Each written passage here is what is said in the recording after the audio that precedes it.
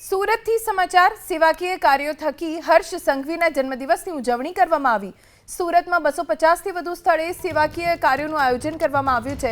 અનાથ પરિવારને રાશન કીટનું વિતરણ કરવામાં આવ્યું। જન્મદિવસે શુભેચ્છા બેનર કે હોર્ડિંગ્સ ન લગાવવા હર્ષ સંઘવીએ અપીલ કરી છે।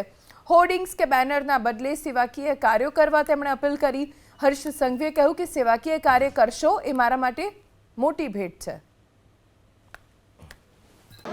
કે કોઈ બી પ્રકારના ફોટા બેનર હોર્ડિંગ બુકેની બદલે સાચા મિત્ર તરીકે સમાજમાં કોઈ બી વ્યક્તિના ચહેરા ઉપર ખુશી લાવી શકો તેવા સેવા કરીને મારા જન્મદિવસ નિમિત્તે શુભકામનાઓ આપવા માટે વિનંતી છે।